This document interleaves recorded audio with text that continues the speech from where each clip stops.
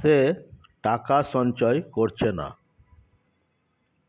তো সে ইংরেজি হি, আর টাকা ইংরেজি মানি, সঞ্চয় করা ইংরেজি সেভ, আর করা ইংরেজি ডু, আর না ইংরেজি নট।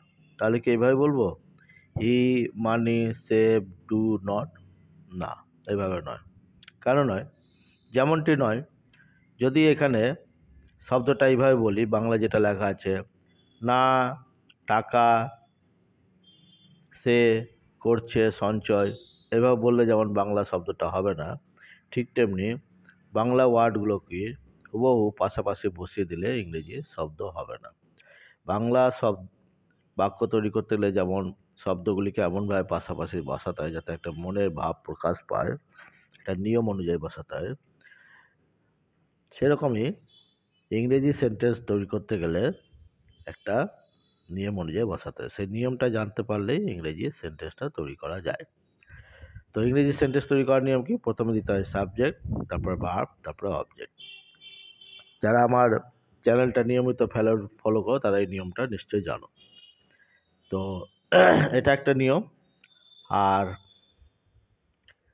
টেন্স দেখতে হবে যে কাজটা কখন হচ্ছে। তাহলে সে টাকা সঞ্চয় করছে বা করছে না, এই কাজটা কখন হচ্ছে? এখন। তা যে কাজ এখন হচ্ছে বা এখন হচ্ছে না তাকে কি বলে? প্রেজেন্ট কন্টিনিউয়াস টেন্স বলে। তো এটা যখন জেনে নিলাম এটা প্রেজেন্ট কন্টিনিউয়াস টেন্স, তখন সে প্রেজেন্ট কন্টিনিউয়াস টেন্সের নিয়মটা কি সেটা জানতে হবে। প্রেজেন্ট কন্টিনিউয়াস টেন্সের নিয়ম হচ্ছে প্রথমে দিতে হয় সাবজেক্ট, তারপরে অক্সিলারি ভার্ব, তারপরে মেন ভার্বের সঙ্গে আইএনজি যোগ করতে হয়, তারপরে অবজেক্ট। এখন সাবজেক্ট কাকে বলে জানতে হবে। তো সাবজেক্ট বলে তাকে যে কাজ করে বা করছে না। এখানে কে কাজ করছে না? সে। তাহলে এটাই হলো সাবজেক্ট, হিটা। প্রথমে এটা দেবো হি, এটা সাবজেক্ট।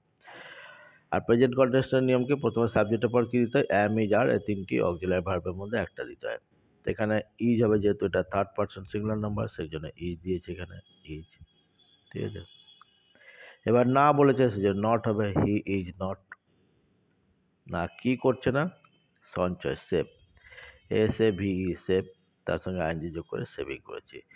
আইএনজি যোগ করার সময় ইটা উঠে যায়, সেজন্য ইটা এখানে উঠে গেছে। Clear? He is not saving. কি সেভ করছে না? অর্থাৎ টাকা, মানি। ভার্বকে প্রশ্ন করলে যে উত্তর পাওয়া যায় সেটা হলো অবজেক্ট। তা এটা হলো অবজেক্ট। তো দেখো এখানে হলো সাবজেক্ট, অক্সিলারি ভার্ব, নটটা অ্যাডভার্ব, সেভটা ভার্ব। নটটা কার সঙ্গে বলেছে? কি করছে না? তো সেভ করছে না। তো যে ওয়ার্ড ভার্বের সঙ্গে বলে তাকে অ্যাডভার্ব বলে। তো এটা অ্যাডভার্ব, এটা মেন ভার্ব। কি করছে না? তো টাকা। হি ইজ নট সেভিং মানি। বোঝা গেল? তো এইভাবেই বাংলা থেকে ইংরেজি সেন্টেন্স তৈরি করতে হয়। তো আমি যে লাস্ট পড়া দিয়েছিলাম এখান থেকে 20 থেকে এই 16 থেকে 20 পর্যন্ত, আশা করি তোমরা করেছো। যারা করেছো তারা মিলিয়ে নেবে, আর যারা করোনি আমার ভিডিওটা দেখে বুঝে তারপরে আবার না দেখে করবে। তো আমি তখন বলছি সবগুলো। তার আগে সকলকে আমি আমার রণধীরাম youtube.com চ্যানেলে স্বাগত জানাই। আমি পড়াচ্ছি ডাফ অ্যান্ড ডেটে ট্রান্সলেশন বই থেকে বেঙ্গলি টু ইংলিশ ট্রান্সলেশন, আর তোমরা দেখছো Bengali to English learning class. তারপর বলেছে দেখো মা রান্না করছেন না, ঠিক তেমনি আগের মতনই। সাবজেক্টকে মা, মাদার দিলাম। ঠিক আছে। করছেন না, ইজ নট। কি করছেন না? রান্না, cooking. Mother is not cooking. Subject হলো auxiliary verb, adverb, main verb. বুঝা গেল? তারপর দেখো তুমি আমার কথা শুনছো না। কে শুনছে না? তুমি। ইউটা হবে সাবজেক্ট, ইউ। ইউ আছে তো এখানে কি হবে? আর হবে, দিলাম ইউ আর। না বলেছে নট, দিলাম ইউ আর নট। শোনা ইংরেজি কি? Listening. You are not listening, তুমি শুনছো না। যদি তুমি বলতো তুমি শুনছো তাহলে ইউ আর লিসেনিং। যখন বলবে তুমি শুনছো না, you are not listening, auxiliary verb আর মেন ভার্বের মাঝখানে নটটা ঢুকে যাবে। ঠিক আছে, দেখো সবগুলো তাই হয়েছে। অক্সিলারি ভার্ব মেন ভার্বের মাঝখানে নট ঢুকেছে, অক্সিলারি ভার্ব মেন ভার্বের মাঝখানে নট ঢুকেছে। না থাকলে এরকম ভাবে করতে হয়। ইউ আর নট লিসেনিং, কি শুনছো না? আমার কথা, মানে আমাকে, to me. You are not listening to me বললেও হবে। সে মিথ্যা বলছে না। কে বলছে না? সে। তো সাবজেক্টকে সে দিলাম সি, ঠিক আছে।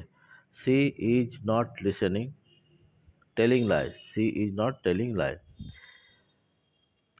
সে, সি, বলা ইংরেজি, টেল বলছে না, বলেছে সেজন্য ইজ নট টেলিং দিলাম। সি ইজ নট টেলিং, কি বলছে না, মিথ্যা, লাই দিলাম, she is not telling lie. প্রতীকটি বিশ্রাম করছে না, কে বিশ্রাম করছে না, প্রতীকটি। তার সাবজেক্ট কি হবে, প্রতীক ইংরেজি কি, দ্য ট্রাভেলার দিলাম, দ্য ট্রাভেলার। বিশ্রাম করা মানে নেওয়া, ইজ নট টেকিং, বিশ্রাম ইংরেজি রেস্ট, বিশ্রাম নেওয়া ইংরেজি taking rest. The traveller is not taking rest, বিশ্রাম করার মানে ভার্ব কিছু নেই, তার জন্য টেকিং রেস্ট করলাম। The traveller is not taking rest. The traveller subject, ইজটা অক্সিলারি ভার্ব, নটটা মেন বা অ্যাডভার্ব, টেকটা এখানে ভার্ব, আর রেস্টটা নিচ্ছে না, কি নিচ্ছে না, নয়তো বিশ্রাম, রেস্টটা হচ্ছে নাউন, রেস্টটা নাউন, এর ভার্ব নাই, সেই জন্য এখানে বিশ্রাম করা বলতে গেলে টেকিং রেস্ট বলতে হবে।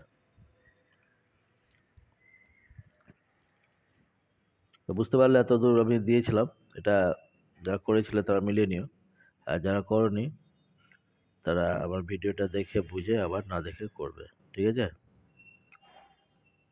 এরপর আমি আবার নেক্সট 5টা দিচ্ছি। রমা পড়ছে না, ছেলেরা মাছ ধরছে না, সে আমার সঙ্গে ঝগড়া করছে না, চাষিরা চাষ করছে না, মেয়েটি পড়াশোনা অবহেলা করছে না। এই 5টা নেক্সট করে রাখবে, ওকে। আর যেতে যেতে আর একটা কথা বলি, আ bad workman quarrels with his tools, অর্থাৎ নাচতে না জানলে উঠোন বাঁকা। ইংরেজি পারছো না বলে বলে দেবে যে ইংরেজি ভাষা ঠিক নয় বা খুব কঠিন, এরকম চিন্তাভাবনা মাথায় আনার দরকার নেই। চেষ্টা করো, ঠিক পারবে, ওকে। চেষ্টা দ্বারাই বড় বড় কাজ সম্ভব হয়। সেই জন্য বলছে, a bad workman quarrels with his tools. Thank you.